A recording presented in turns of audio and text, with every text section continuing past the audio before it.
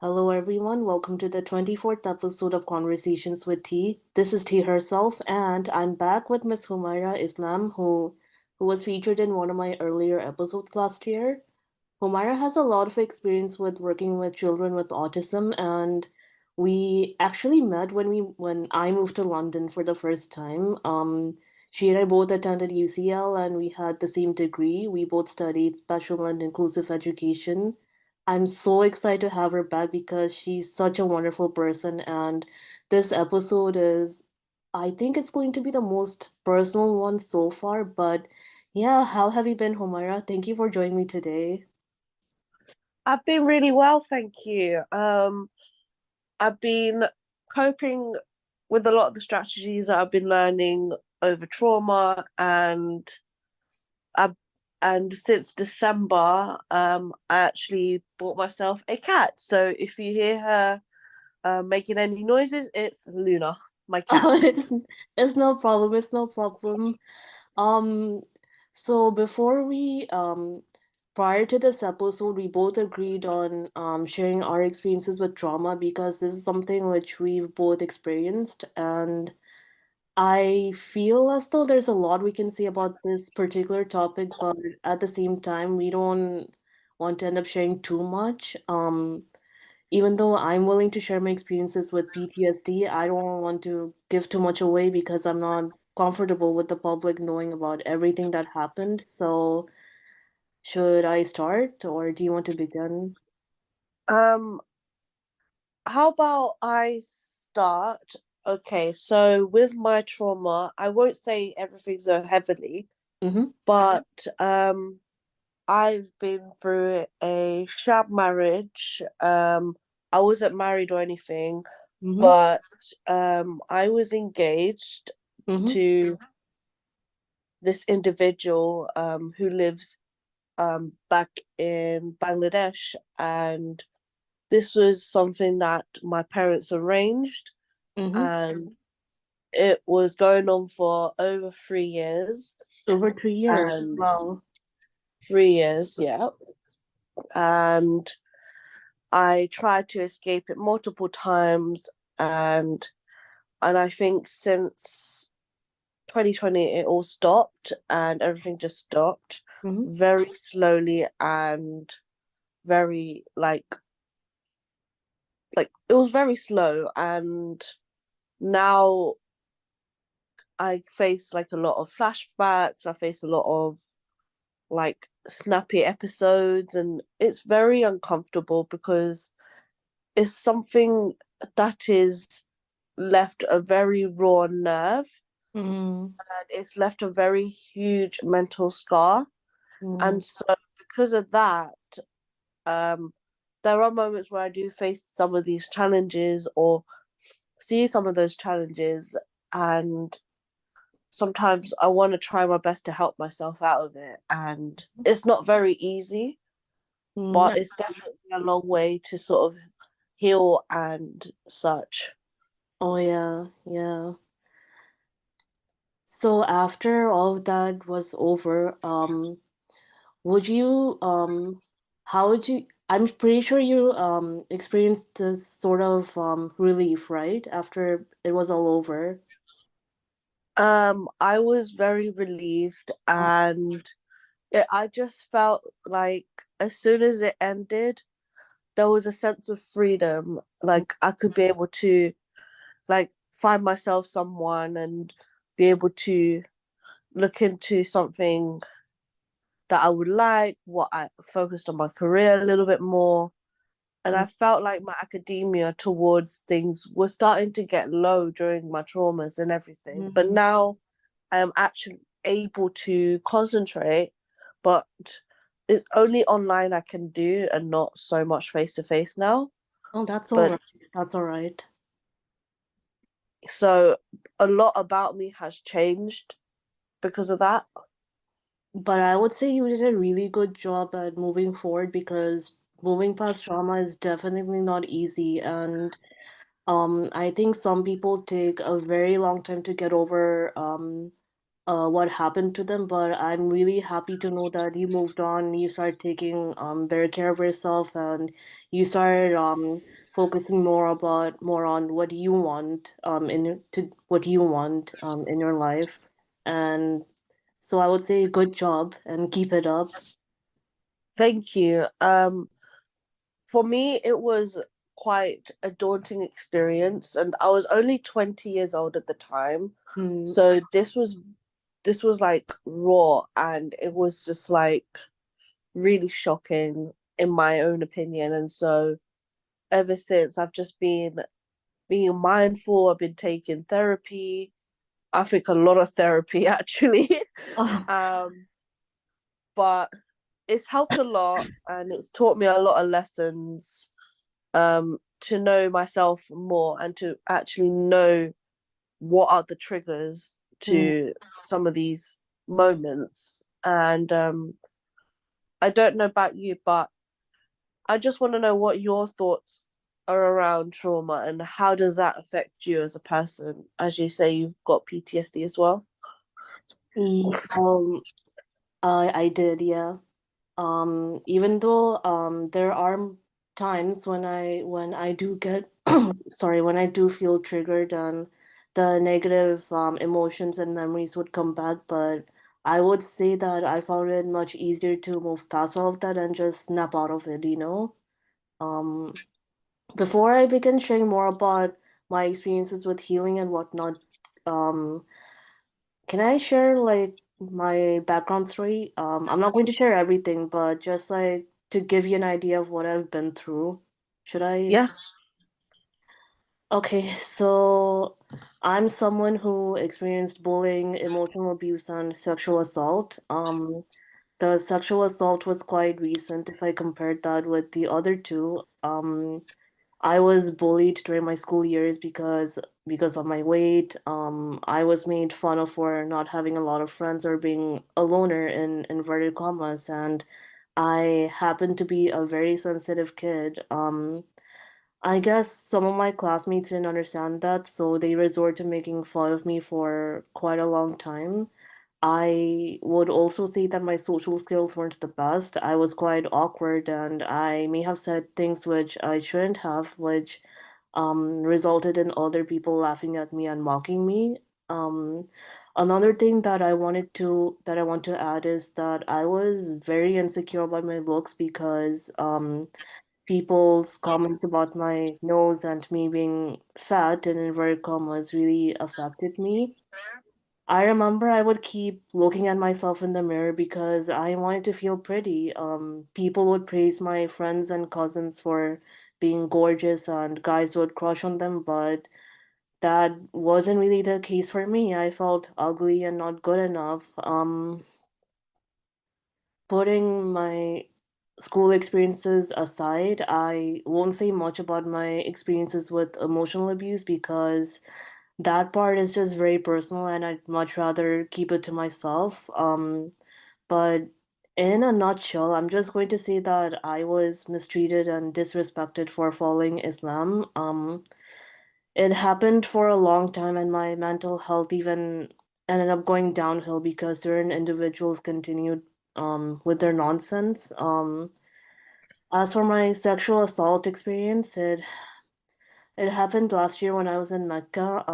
I was taken advantage of by this shopkeeper who seemed very normal, and I thought he wanted a customer as he kept insisting that I go to his shop, but I was very wrong. He looked like everyone else, and he didn't seem like the type who would, actually harass someone. And things were normal at first when he tried selling me this perfume, which I actually want to buy, but after a short while, he start behaving very inappropriately. I'm not going to give the full details about what happened later on because, again, this is something which I don't feel comfortable with everyone else knowing. After the assault took place, yeah, I was a mess. Emotionally, I felt very unstable as I broke down a couple of times and I experienced intense rage and anger.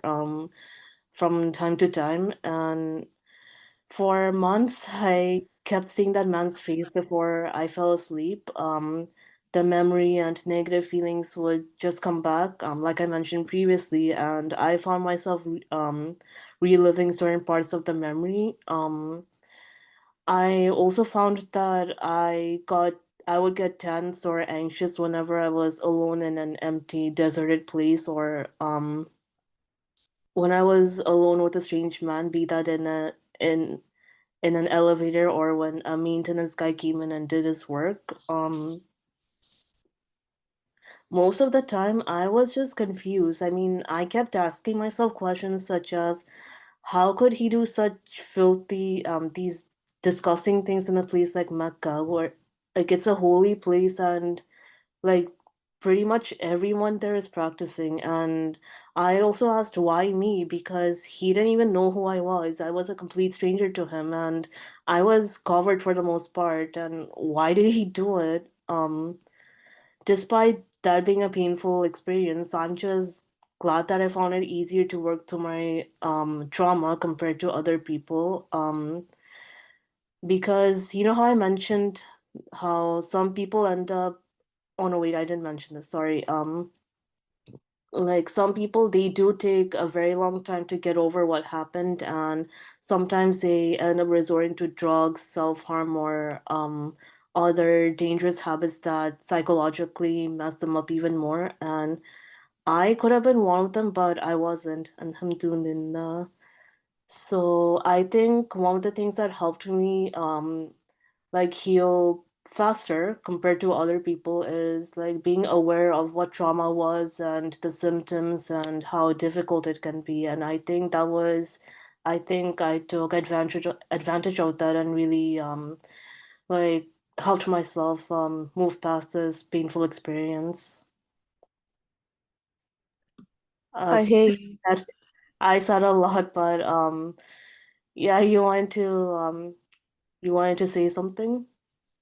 No, I was just saying that I hear you, and it is a very, very traumatizing experience, and it really does um affect you mentally, especially when you think that Saudi Arabia is meant to be a peaceful country, but it's such a shame that they're doing it in the place of Allah, to be honest. And I believe that it is wrong for someone to do that to you, and it is inappropriate. And I know for a fact, and I have a feeling that one day, hopefully, that these people would learn their lesson, whether it's the hard way or not.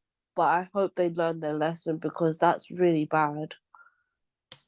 Even though I forgive that man for what he did, I just wish he could be more aware of how traumatizing such actions, I mean, how such actions could, traumatize another person. I, yeah, it's just, I'm still confused. I was a stranger to him and he looked a lot older than me. Yeah, I just want to know why he did it. It's very wrong. I just find it quite uncomforting for someone to do that to you. That's just so wrong. And I and I don't mean it in just a personal way, but I can imagine it from an academic point of view because I'm training to be a psychotherapist, and you know, what was it like in your internal conscious, so in your mind? Um, how did that feel during that moment when you went through that? If Like I'm making sense. when the assault took place or after it was After, after that after. was over. Hmm. So I would still say that I was in a state of shock, but I think my priority then was just to get away from him. So I told myself to run. I quickly left the store and I just went somewhere far and entered another store where there were female shopkeepers. For a short while, I just did some more shopping. That's because that's what I ended up because sorry, because that's what I enjoy doing, generally speaking. And after I told my cousins about what happened, that's when I actually started crying. um, because I think that's when the shame started to hit me, and yeah, I think from that Uh, that's when my emotions became very volatile. and how are you feeling about it now? Do you ever feel like you're still in that shock at the moment, like you're as you're talking about it to me now, or do you still feel like there's still a lot to know what caused it, and do you still feel like what can you do to move forward from that? I wouldn't say I'm shocked at this very moment. I just want answers, to be honest. Like I mentioned earlier, I just want to, if I had the opportunity to ask him, I would be straight up and ask why he did that. Yeah, Yeah. I'm more confused and I'm shocked, if that makes sense. Oh. Yeah, I feel like I I'm not very familiar with like sexual assault, but I can understand what you're going through because it's just like any other assault. Sorry. And you mentioned about your body shaming situation when you was young. I went through the exact same, and I used to be called a fatty. I used to be called like a retard because previously I did mention that I do have autism as well, but Mm, like I have been mentioning that it doesn't define me, mm. and yet people just had the audacity to just come up and confront me to say that, oh, your body is this, your body is that. I'm so But sorry. it's not just in school, but it's just also in families as well. Like I actually ran on a treadmill at 12 years old, and it was a machine. So, there was like it was still like a shocker for me because it's still like even till now I'm still a bit like overwhelmed and everything. Like I get told, "Oh, you're still this, you're still that," and it kind is not exactly linkable, but when I think about it, it just kind of damages me a lot. It really, Mm, really messes up my self-esteem, my way of eating, mm, my consciousness. It makes me want to do things exactly more. Like not like the concept of dieting and the concept of, living that certain lifestyle that mm, you are expected to do. It's difficult, and especially when you're going through PTSD as well from all your other traumas, you mm. don't and you feel and that kind of adds up to so much. And sorry, I got a very bad cold. No, no, it's fine, it's fine. But it just what it does, it just I think when you're overwhelmed by so much triggers and so much traumas, you actually think more riskier actions. Like for me, in my opinion, like when I went through like this whole weight phase and I've been told to diet and do a certain diet routine, go to the gym, blah blah blah. I actually wanted to do the complete opposite. Oh, Like, really? yeah, because of the constant pressure. Oh, okay. And I started saying, I'm not ashamed, which of course I'm not going to be ashamed of my weight. I'm not ashamed at all. Mm, But still, like, you know, I actually ended up binge eating. I just recently got referred to an eating disorder clinic because of my eating habits. oh, And I started to go I really dived in. Like, I really did try to work on myself. I really did. But when that pressure comes on, I yeah. start bouncing back to my old self again. But Mm, I end up binge eating like crazy. I eat on snacks, chocolates, all of that. And then I get told off mm, for eating all of that stuff. But it's not my fault because it's not that I want to do it, it's because I have to do it. The difference with want and have are two different things. Having to do it is not by choice. Well, it's pretty much.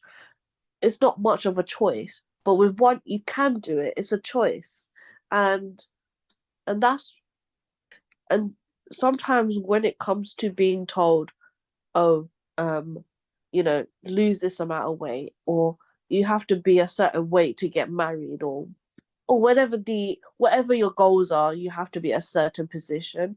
And I did not like that concept. So I just thought, you know what? I'm just gonna do what I can, focus on myself, and just move on. Like, yes, healing is a process, but you just got to know your pros and cons when you do some of these actions, or when you do a diet, when you do go to the gym. You got to weigh your pros and cons.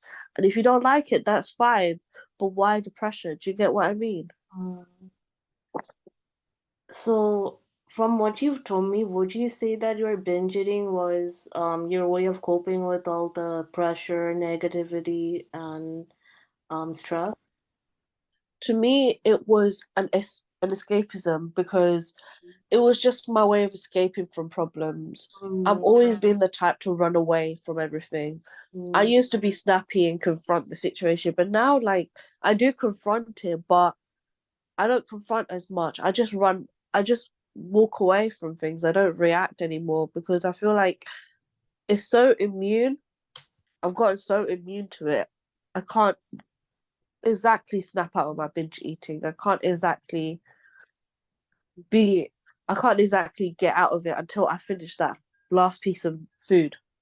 I see. Like, I have I'm not even hungry. Like, my mind is telling me, go and eat if you want to get out of the situation. Mm. So thank you, Humaira. It was lovely. This was a lovely conversation. I, I'm like, sorry, I'm just got a bit jumbled up, but I'm really happy to have I'm really happy to speak to you again after a year, I think. And take care and have a wonderful day. Thank you. Bye bye. Thank you. You take care.